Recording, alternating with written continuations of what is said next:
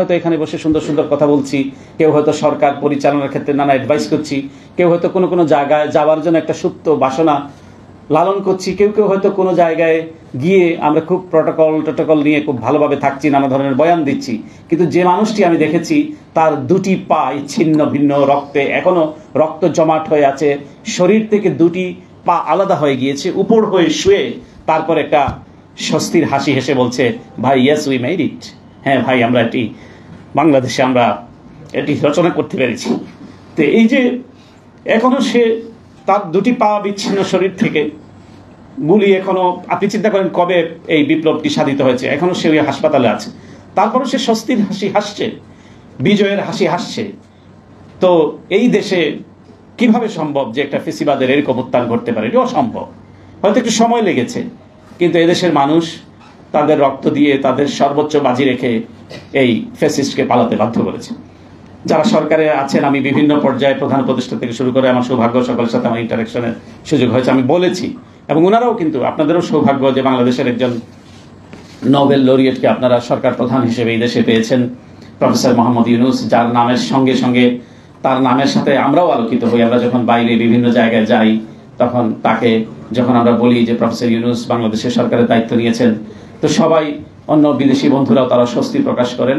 তো এটা একটা স্বস্তির জায়গা যে তাকে সরকার প্রধানের দায়িত্ব তিনি নিয়েছেন, এবং এই বাংলাদেশে যে একটা পরিবর্তনের সূচনা হয়েছে। কিন্তু এই পরিবর্তনের মধ্যে কিছু কিছু খাপ ছাড়া আপনারা অনেকেই বলেছেন, আমি এই এক সপ্তাহ থেকে আমার যেটা বুঝলো যে অনেক ছন্দ পতন আছে। যেরকম মানুষের আকাঙ্ক্ষা, যদিও মানুষের আকাঙ্ক্ষা অনেক বিস্তর, একটা হাই অ্যাম্বিশন বলতে যা বোঝায়, পাহাড় সমতুল্য মানুষ আকাঙ্ক্ষা করে ধারণ করে আছে, কারণ 15 বছর তারা তাদের আকাঙ্ক্ষার বাস্তবায়ন হয়নি।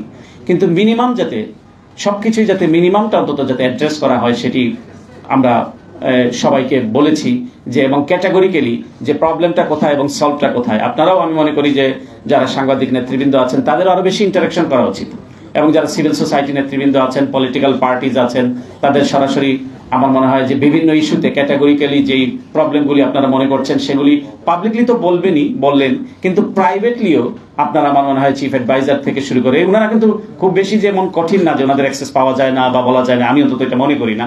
তো সেটা অ্যাক্সেস করা উচিত, আপনাদের তরফ থেকে সেটা বলা উচিত। এতদিন আপনাদের যে প্রায় 266 জন সাংবাদিক আহত হয়েছেন, তাদের ডাটাবেজ আপনাদের থাকা উচিত, কে কোথায় নিহত হয়েছে সেটার একটা থাকা উচিত, তাদের পরিবার কিভাবে চলছে। এটি প্রেস ক্লাবের তো এটাই কাজ, যে এই প্রেস ক্লাব হচ্ছে এটা তো একটা মানে সাংবাদিকদের স্বার্থ সংরক্ষণের একটি প্ল্যাটফর্ম, আমরা যদি বলি বিএফইউজে বলেন, ডিইউজে বলেন। সুতরাং এটিও মানে জবের বার্গেনিং এর পাশাপাশি সাংবাদিকরা যেখানে যেখানে আক্রান্ত হচ্ছেন তাদের স্বার্থকে সংরক্ষণ করা, কেবল নিজের স্বার্থ নয়, নিজে একটা বড় পত্রিকার সম্পাদক হলাম অথবা ভালো একটা কিছু করলাম, প্রত্যেকের স্বার্থ সংরক্ষণ করা। সবাই যদি আগায় তাহলেই সমাজ এগোবে। আমি হয়তো একটি বড় জায়গায় থাকলাম কিন্তু আমার সমাজটা এগুলো না, আমার সহকর্মীটা ভালো থাকলো না, তাদের আমার এই ভালো থাকাটার কোনো অর্থ নেই। আমরা জানি অনেকেই বেকার হয়েছেন দীর্ঘ 15 বছর, যেটি এই সবুজ ভাই বলেছেন, আব্দুল্লাহ ভাই বলেছেন, শিকদার ভাই বলেছেন, অনেকেই বলেছেন, ইলিয়াস খান বলেছেন, মোরসালিন নোমানী, যে মানুষ তাদের এমনও আমি শুনেছি, আমি যখন ওইখানে ছিলাম অনেকের সঙ্গে আমাদের যোগাযোগ হতো, সেখানেও আমরা ছোট পরিসরে আমরা একটু উপহার দেওয়ার চেষ্টা করতাম, বিশেষ করে ঈদের সময়। তো আমরা দেখতাম যে অনেক ঈদের সেমাই কেনার পর্যন্ত অন্তত নামি দামি সাংবাদিক ছিলেন, কিন্তু ঈদের কেনাকাটা করার মতো সামর্থ্য তাদের ছিল না, চাকরি ছিল না, দীর্ঘকাল তাদের চাকরি নাই। তো আমি মনে করি সবাইকে মিলে একটা যাদের মানে দীর্ঘদিন যাবৎ তাদের প্রফেশনে নাই, চাকরি নাই, সবার একটা তালিকা করে একটা যেখানে যেখানে এখনো সে যে দোসররা আছে, আমি কোনো প্রতিষ্ঠান বন্ধের পক্ষে নই, বাট ওই প্রতিষ্ঠানগুলোতে যাতে প্রফেশনাল সাংবাদিকদের যাতে জায়গা হয়, এবং যারা দীর্ঘকাল চাকরি বঞ্চিত তারা যাতে ন্যায্য পাওনা পায় এবং তারা যাতে ওই দায়িত্ব নিতে পারে। এই জন্য আমি মনে করি যে তালিকা করে দরকার হলে সরকারের যে উপদেষ্টা আছে, তথ্য উপদেষ্টার মাধ্যমে অথবা যে মালিকানা আছে তাদের সরাসরি একটা তালিকাগুলো করে তাদেরকে দিতে হবে, এবং প্রত্যেককে এটা তাদের হক, ন্যায্য অধিকার, তারা তাদের চাকরি যাতে ফেরত পায়, এবং যে সমস্ত প্রতিষ্ঠানগুলি বন্ধ আছে দীর্ঘদিন যাবৎ সেই প্রতিষ্ঠানগুলো যাতে দ্রুত চালু হয়, এবং সেখানে যাতে কোনো আমলাতান্ত্রিক জটিলতার মধ্যে যাতে এই প্রতিষ্ঠানগুলো না পড়ে সেদিকেও খেয়াল রাখতে হবে। তো আমি মনে করি যে যাদের কন্ট্রিবিউশনে আমরা এই মুক্ত বাতাসে নিঃশ্বাস নিতে পারছি, এখনো আমাদের পুরোপুরি মুক্ত ভাবলে চলবে না, কারণ আমাদের বিরুদ্ধে নানা ধরনের দেশি এবং বিদেশি প্রতিবেশী এবং অভ্যন্তরীণ অনেক ধরনের ষড়যন্ত্র চলছে। তো সুতরাং এই ষড়যন্ত্রগুলোকে শুধু ষড়যন্ত্র চলছে বললে হবে না, সেটাকে অ্যাড্রেস করতে হবে যে কোথায় কোথায় প্রবলেম, এবং অ্যাসার্ট করতে হবে। লিডারশিপের বৈশিষ্ট্য হচ্ছে যে সেটা হচ্ছে অ্যাসার্ট করা, আমাকে সেই লিডারশিপটা শো করা, যাতে আমার শত্রুরাও যাতে বুঝতে পারে যে না, তাকে সহজে গায়েল করা যাবে না।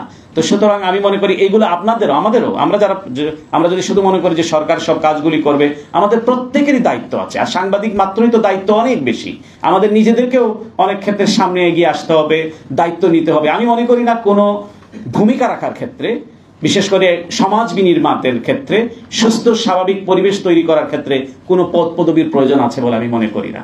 চাইলেই যদি আমার কমিটমেন্ট থাকে, ইন্টিগ্রিটি থাকে, তাহলে পরে, এবং আপনি চাইলে এমনিতেই সমাজে ইনফ্লুয়েন্স করতে পারবেন। আপনারা দেখবেন যে যারা টকশোতে কথা বলেন, যারা মানে ভালো অ্যাডভাইস দেন, তারা তো এক ধরনের ইনফ্লুয়েন্স তৈরি করেন। তো সুতরাং আমি মনে করি প্রত্যেকেরই এখানে দায়িত্ব আছে, এবং সরকারের দায়িত্ব অনেক বেশি। বিশেষ করে এই সরকারের, যেই সরকার একটি ছাত্র জনতার গণবিপ্লবের মধ্য দিয়ে, রক্তপাতের মধ্য দিয়ে একটি সরকার গঠিত হয়েছে, সেই সরকারের দায়িত্ব অবশ্যই বেশি, এবং এই বিষয়গুলোকে অ্যাড্রেস করতে হবে। এবং যারা নিহত হয়েছেন তাদের পরিবার, তারা খুবই মানে সহায়, কি বলে, সচ্ছল নয় তাদের, যাতে, কারণ তার ছেলেটি থাকলে তিনি হয়তো এই চিন্তাটি তাকে করতে হতো না, সে পুরো পরিবারেরই দায়িত্ব নিত। সুতরাং এখন রাষ্ট্রের উচিত এই পরিবারগুলোর দায়িত্ব নেওয়া, এবং এখনো যারা কাতরাচ্ছে, আমি কালকেও বলেছি, সম্ভব হলে তাদেরকে উন্নত চিকিৎসার জন্য, কারণ যেহেতু আমাদের লিমিটেশনস আছে, এবং তাদের কারণেই আমাদের আজকের এই স্বাধীনতা, এই স্বতন্ত্র বোধ প্রতিষ্ঠিত হয়েছে। সুতরাং তাদেরকে আমাদের মনে হয় সরকারি খরচে তাদের বিদেশে উন্নত চিকিৎসার জন্য প্রেরণ করা উচিত। এবং স্বাস্থ্য মন্ত্রণালয়ের উচিত, আমাকে একজন বলেছে যে তাকে সরকারি হাসপাতালে সে ছিল, সেখানেও নাকি তাকে পয়সা দিয়ে ওষুধ